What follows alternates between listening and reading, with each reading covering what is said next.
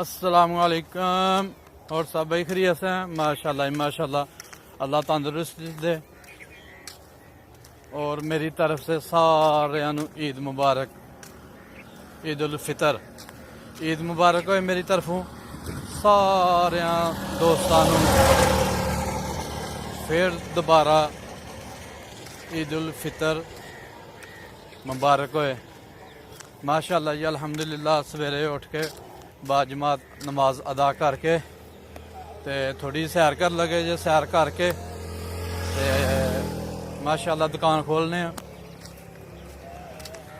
क्योंकि सवेरे सवेरे लोगों ने जिन्होंने कल दियां सेवियां नहीं खड़ी दियां वो लोग सेवियां लैन आ गए होने ने। ते हुण असीं दुकान नाल जा रहे हैं ते इंशाल्लाह थोड़ी देर तक दुकान खोलने, फिर ईद उल फितर अदा करने। अपना ख्याल रखो और तुसी भी माशाल्लाह पाकिस्तान च ईद है ते ईद उल फितर अदा करो ते इंशाल्लाह थोड़ी देर तक फिर मुलाकात होंदी है ईद दे टाइम। ते हुण साडी थोड़ी सैर मुकम्मल हो गई है ते इंशाल्लाह असीं हुण दुकान ते पुज्जने वाले हैं, जाके दुकान खोलने। माशाअल्लाह जी, तुहानू दस्सिया ही कि गाहक दुकान ते इंतजार करते होने ने ते ए देख लो सेवियां, किन्नियां सेवियां सवेर दियां बेच छड़ियां ने जदों दुकान खोली दी है। वाह माशाअल्लाह जी माशाअल्लाह, ईद उल फितर दा गोश्त अड्डियां ते लग गया।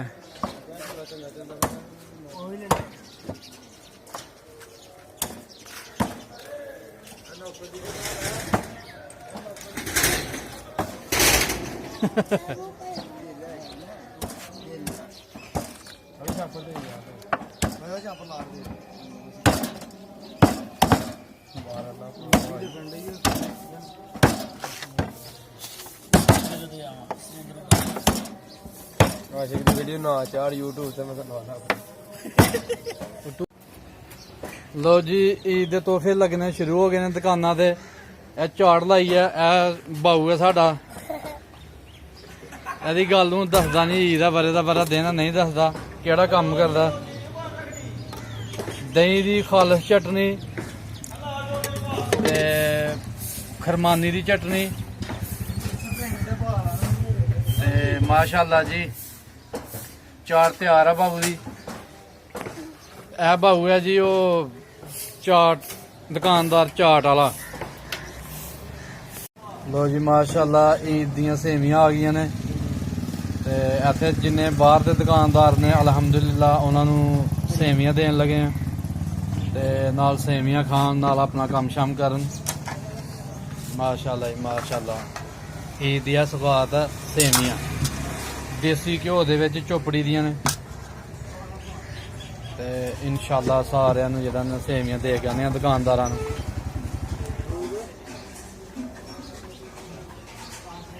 जी माशाअल्लाह जी माशाअल्लाह जी।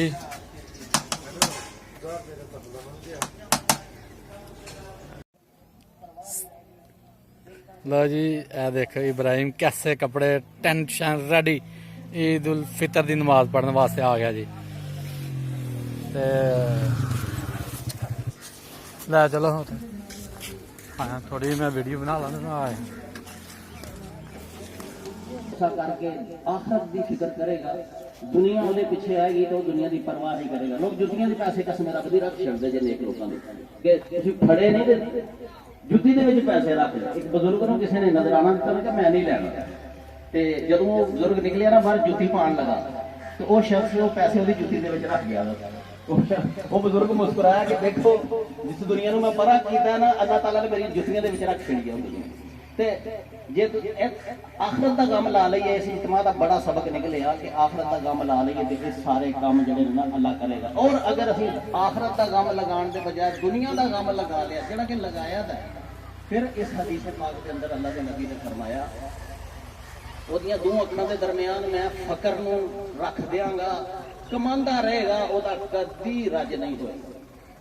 और ਉਹਦੇ ਮਾਮਲਾਤ ਨਾਲ ਖਿਲਾਰ ਛੜਾਂਗਾ ਕਹਿੰਦੀ ਤੇ ਪਏਗੀ ਹਰ ਪਾਸੇ ਉਹਨੂੰ ਦੌੜ ਜੀਏ ਮਰ ਜਾਏਗਾ और तीसरी बात है कि दुनिया जिहदे वास्ते ਉਹ ਦੌੜਿਆ ਕਰਨੀ ਉਹਨੂੰ ਅੱਲਾ ਉਨੀ ਕੇ ਦੇਗਾ ਤੁਸੀਂ ਸ਼ਾਮੇ ਬਹਿ ਗਏ ਤੇ अल्लाह पाक को दुआ करना चाहूँ ये हदीसां ते और इस सबक दे उत्ते जेहड़ा रमजान मुबारक दा पैगाम है अमल करने की कोशिश करना फरमाए ये जब तुसी नमाज पढ़ के निकलोगे अल्लाह के नबी सल्लल्लाहु अलैहि वसल्लम ने फरमाया कि अल्लाह ताला अपनी इज्जत अपने उतले मर्तबे अपने जाहो जलाल की कसम खा के कहता है कि मुझे मेरी इज्जत की कसम मुझे मेरे एक उलूबे मर्तबत की कसम और मुझे मेरे जलाल इधर आ जाओ अगे कि मैं जो लोग रोजे रख के मेरे कहने मान के उन्होंने रमज़ान की इज्जत की और फिर नमाज पढ़ने के लिए आए नमाज पढ़ के जब एक घर को जाएंगे तो मैं ऐलान करता हूँ इस तरह से चले जाओ कि तुम्हारे तमाम गुनाह अल्लाह पाक ने बख्शे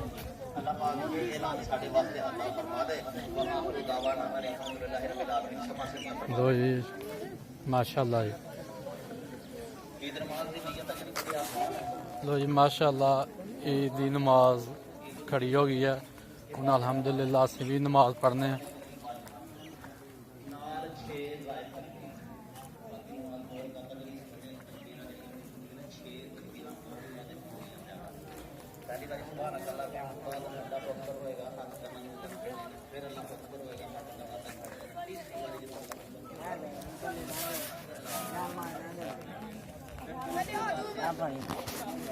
अदल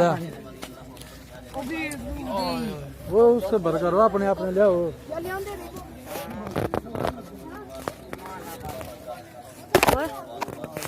मेरे को दे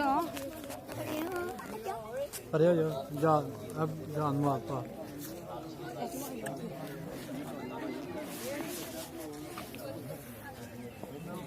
पा जान मार चला मेरे को इब्राहिम इब्राहिम को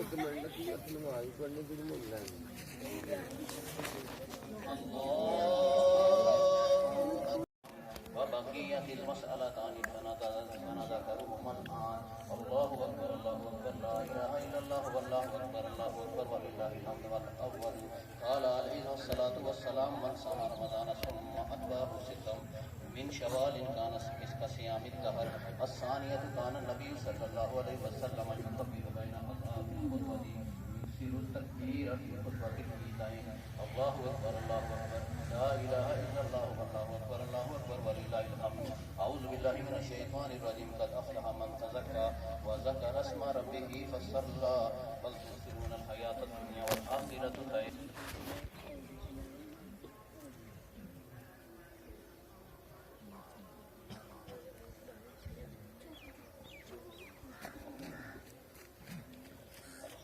الحمد لله يستعينه واستغفره ونعوذ بالله من شرور أنفسنا من يهده الله فلا مضل له ومن يضلل فلا هادي له ونشهد أن لا إله إلا الله وحده لا شريك له ونشهد أن محمدا عبده ورسوله أرسله بالحق بشيرا ونذيرا بين يدي الساعة من يطيع الله ورسوله فقد رشد واهتدى ومن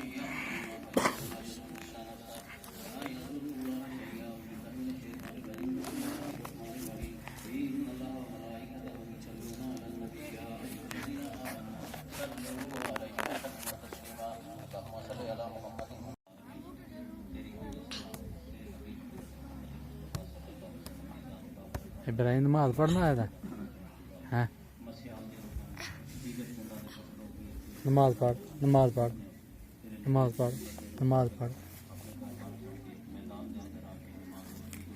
नमाज पढ़ नमाज पढ़ नमाज पढ़ सजदा कर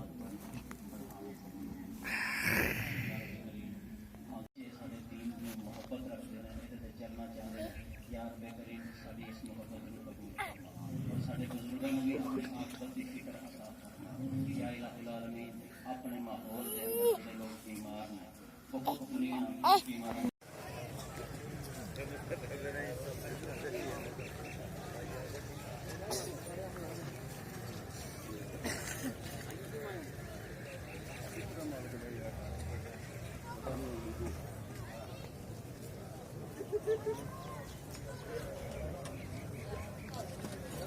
माशाल्लाह जी ईद की नमाज पढ़ के ईद उल फितर पढ़ के ਤੇ ਸਾਰੇ ਭਾਈ ਫੁੱਲ ਸੁੱਟ ਰਹੇ ਨੇ ਕਬਰਾਂ ਤੇ ਉਸ ਤੋਂ ਬਾਅਦ ਜਿਹੜਾ ਨੇ ਦੁਆ ਖੈਰ ਕਰਦੇ ਪਏ ਨੇ।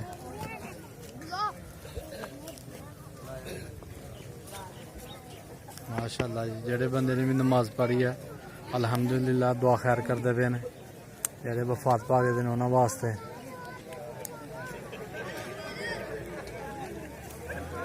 माशाअल्लाह जी माशाअल्लाह।